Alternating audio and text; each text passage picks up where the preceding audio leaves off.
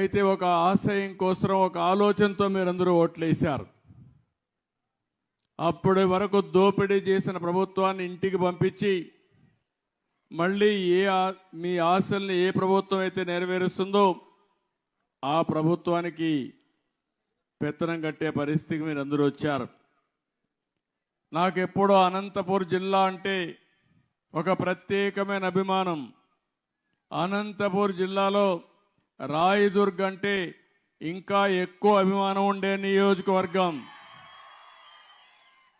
దీనికి కారణం అనంతపూర్ జిల్లానే వెనుకబడిన జిల్లా, రాయదుర్గం అయితే ఇంకా బాగా వెనుకబడిపోయిన ప్రాంతం.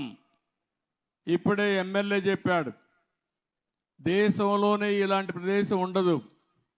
ఒక స్థాయిలో అయితే నేను ముఖ్యమంత్రి 14లో ఈ యొక్క రాయదుర్గ ప్రాంతంలో ఎడారిగా మారిపోతుందంటే ఎడారిగా మారిపోకుండా ఉండడానికి ఏం చేయాలనో అలాంటి కార్యక్రమాలు చేపట్టాను.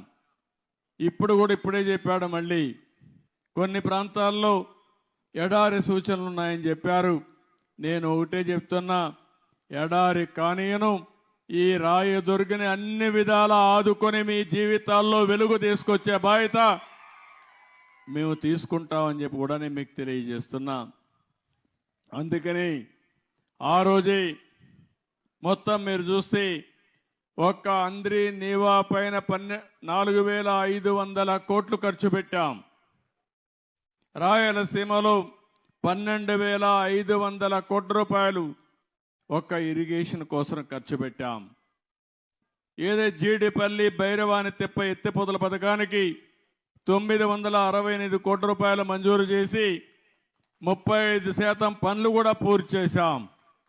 మళ్ళీ ఈ నియామకాలు సాక్షిగా చెప్తున్నా, దీన్ని పూర్తి చేసే బాధ్యత ఈ ప్రభుత్వం తీసుకుంటామని చెప్పి కూడా నేను మీకు తెలియజేస్తున్నాను.